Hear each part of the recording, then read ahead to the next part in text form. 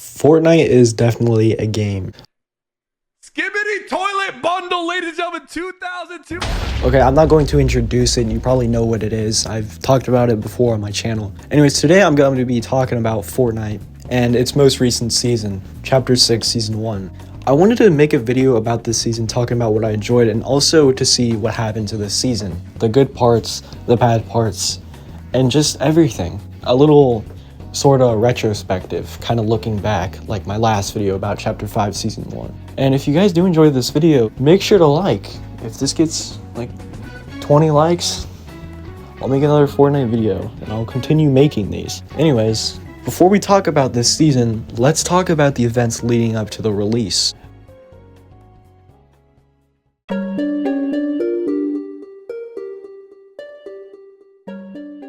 So in November of 2024, Fortnite OG Chapter 2 Remix had released, and well, it was fine. I'm not really nostalgic for Chapter 2 as I personally didn't play it as much as Chapter 1, but I still enjoyed the good parts of it, and didn't enjoy the less good parts. Like, it wasn't perfect, but it was serviceable, I guess. Anyways, there was an event towards the end of the season where, like, there was, like, Snoop Dogg, The fuck is you doing, Bill Gates? Eminem, Juice WRLD, and I might be forgetting something. I think that's it. Yeah, the event was kind of cool. I really liked the Eminem part, but this event was overall just good. It wasn't the best, but it wasn't bad. Near the end of the event, we see Juice WRLD, and you know, I would play a clip, but if I did, I'd probably die. Yeah, screw it. So after this segment of the concert event, Juice WRLD teleports us into the sky where we can see the new Chapter 6 map, and wow, just look at that. And that was the remix finale event. Like I said before, the event was good. It was a good little event to end off the legacy of Chapter 5. What a legacy. And we had a better look at the Chapter 6 map.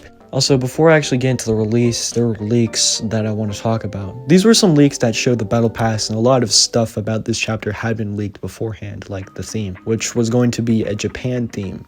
More specifically, a traditional Japan theme.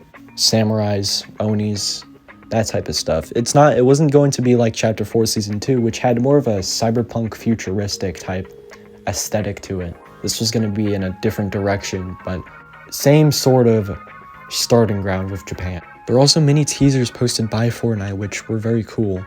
Anyways, let's just dive into the release of Chapter 6. On December 1st of 2024, Fortnite Chapter 6 Season 1 Hunters was released, and let's just say it wasn't as controversial as the last chapter. With this new chapter, it brought us a fresh new map, weapons, gameplay changes, new battle pass, and many other features. So without further ado, let's take a look at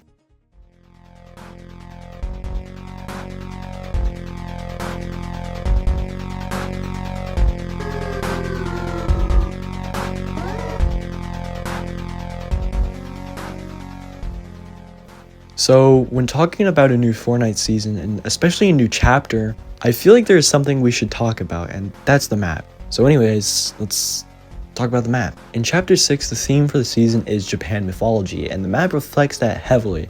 The map honestly looks nice. The colors and hues of the map contrast heavily from the gray, desolate, dead, colorless landscape of Chapter 5. This map is kind of weird as it has a theme. A lot of Season 1 maps don't really have a theme as they're supposed to be the starting ground for a chapter, a base template. And this map has, well, soul.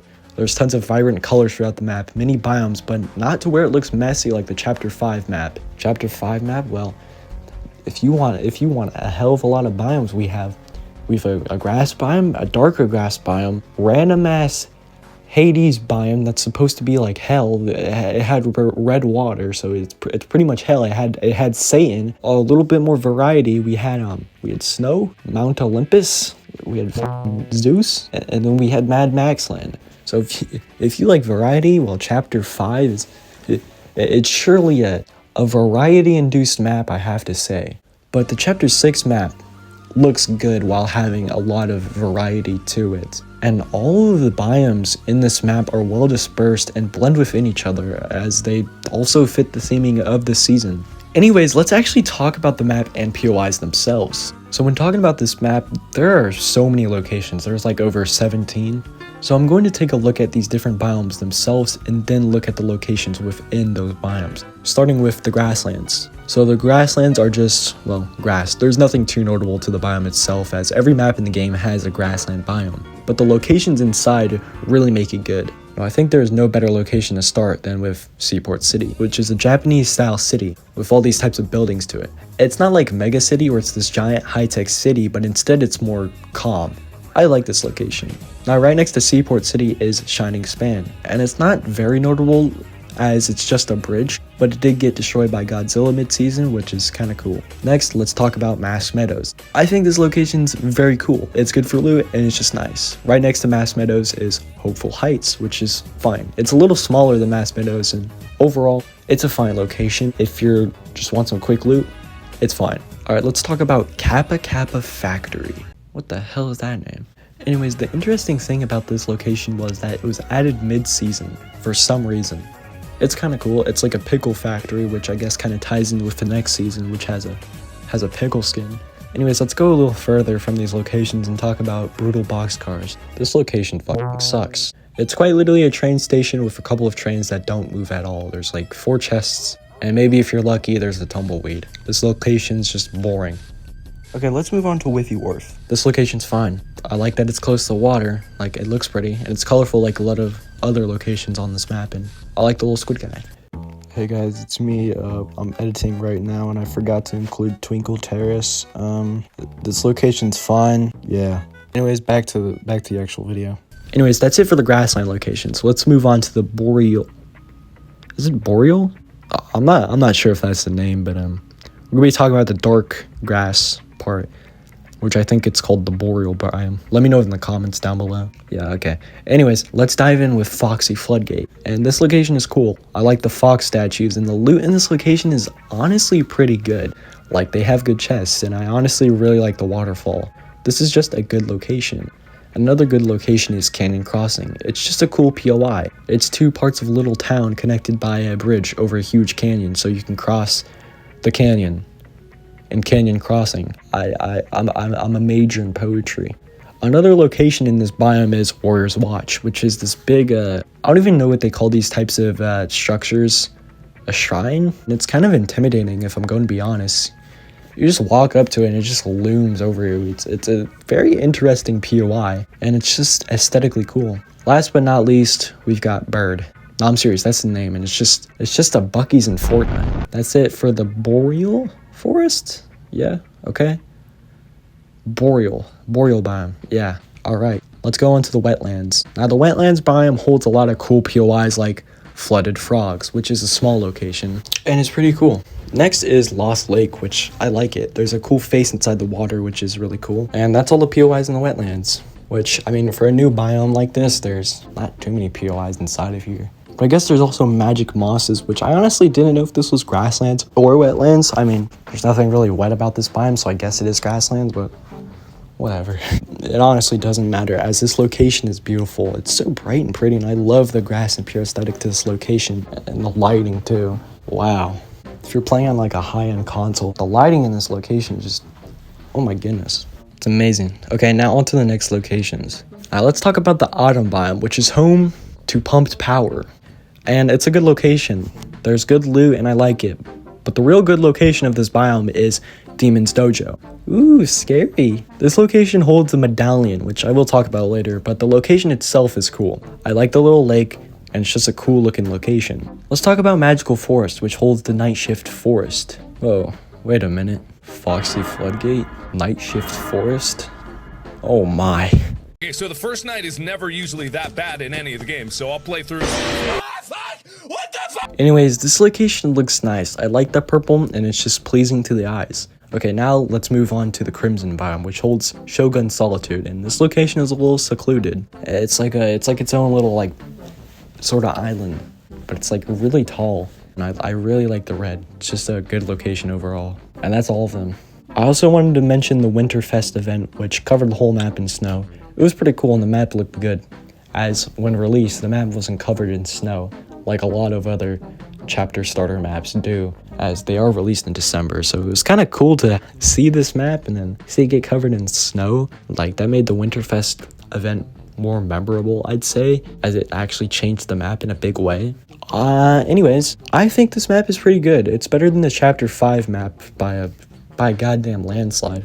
And I think it's about the same level as the Chapter 4 Season 1 map, just because of the diversity of biomes and it's so colorful. Anyways, now that we've talked about the map, let's talk about the damn gameplay and loot pool already.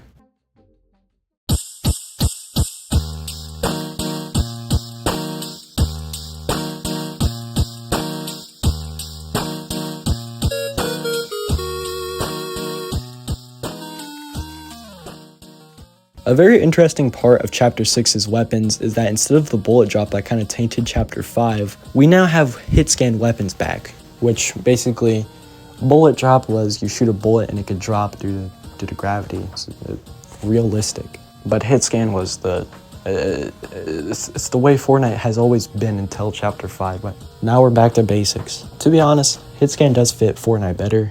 I don't think bullet drop really makes sense when you actually think of how it compares to the game. Like, I feel like hit scan was made for the building mechanic, because instead of getting a straight shot on somebody, you know, they could just build, which kind of counters the hit scan mechanic that Fortnite has.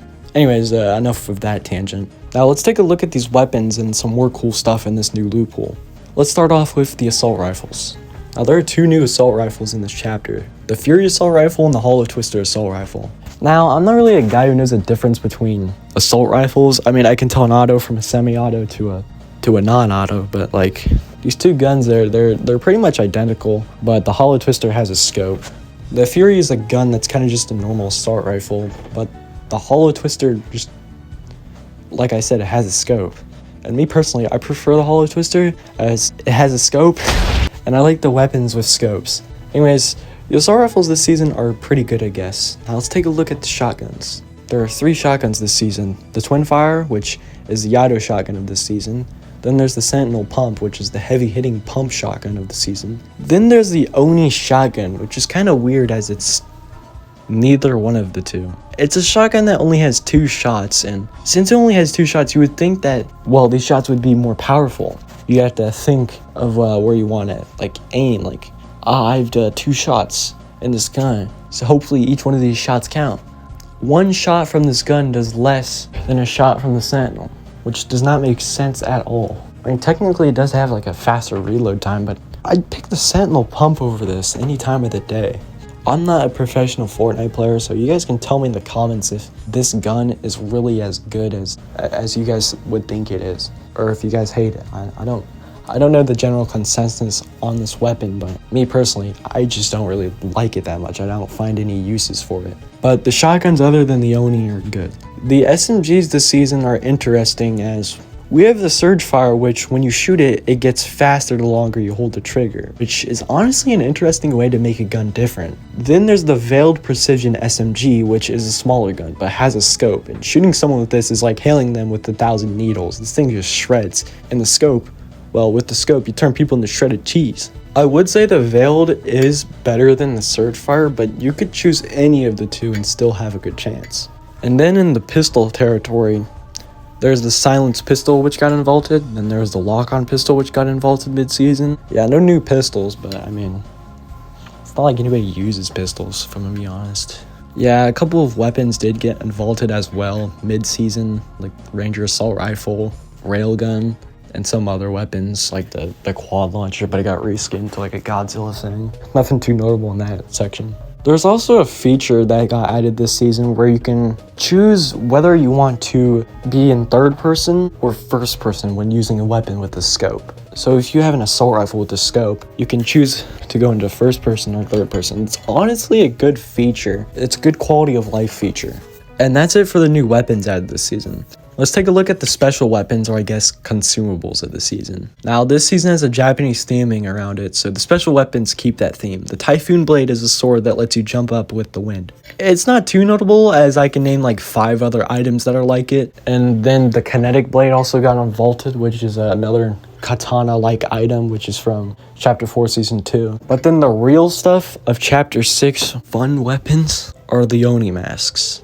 There's 2 Oni masks that you can get that grant you special powers. One of these Oni masks being the Fire Oni mask, which grants you the power of casting fireballs that do 100 damage per shot. Damn. There's also a Void Oni mask that lets you shoot a portal. Once that portal is shot, you can then choose to teleport to the location the portal landed in. You can also teleport while the portal is in mid-air. Now, this mechanic of being able to teleport is honestly really cool, and I hope the next season we get some more fun mythic ideas like this. This weapon's honestly fun to use, and you can do some pretty cool tricks with it. And that's it. The loot pool this season is balanced, and I really like that. Now let's talk about the new features and mechanics added. Medallions were a feature added in Chapter 5. Originally, if you eliminated a boss in Season 1 of Chapter 5 and claimed their medallion, you would have your shield regenerated. But in the seasons following Season 1, medallions started to give you powers. Now, this is either love it or hate it for many people, but this season they sort of fixed this. There's only 1 medallion on the map, and you have to defeat this cool-ass boss to get it. And once you get this medallion, your weapon's constantly being reloaded. But guess what? I lied. There's another medallion, but it comes on Spawn Island, which instead of the usual Spawn Island move to capture the flag, this one has the Shogun X boss, which when defeated drops a medallion, which when claimed gives you the ability to go invisible while sprinting, and it gives you infinite stamina. I gotta say, they improved upon medallions a lot. They're not overpowered, but they're not useless.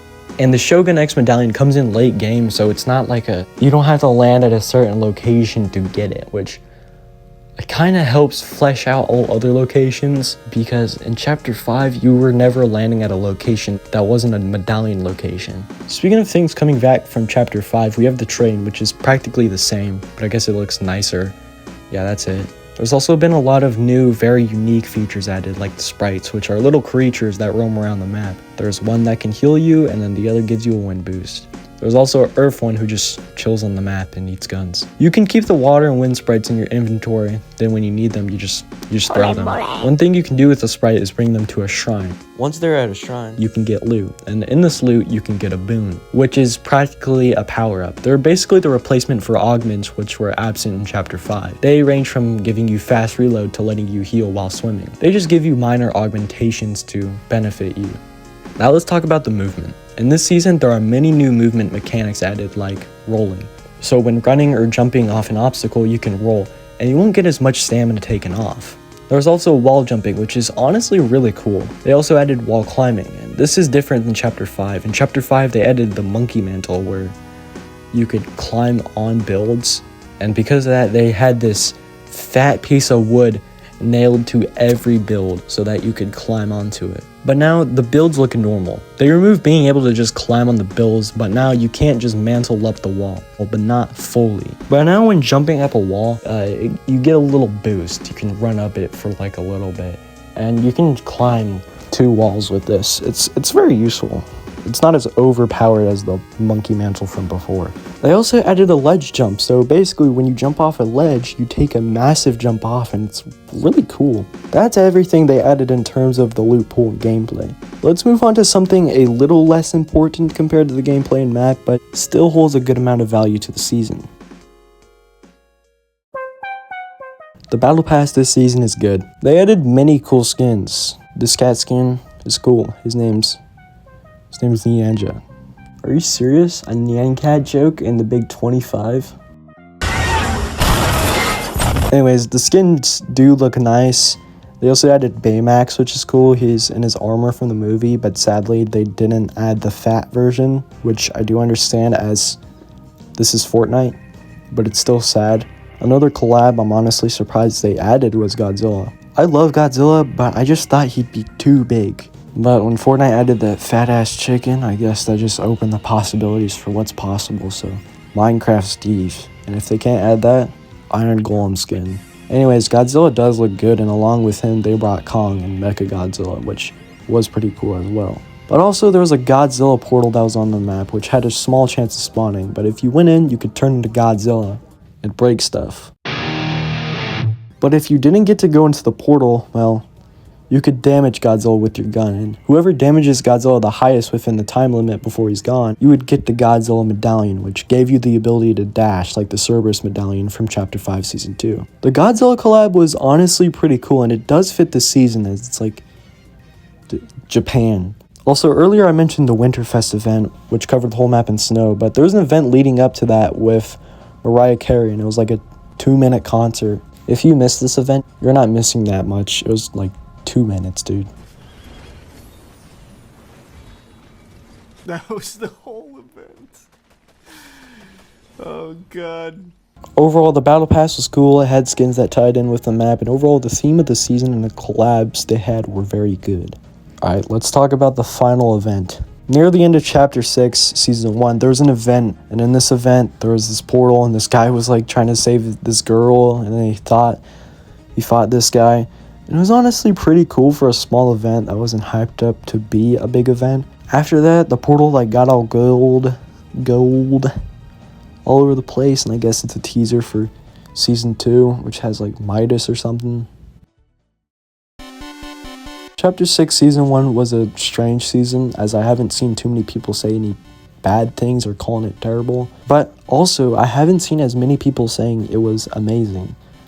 I've heard people say it was good and that they enjoyed it, but like, I haven't heard people say this season was just amazing.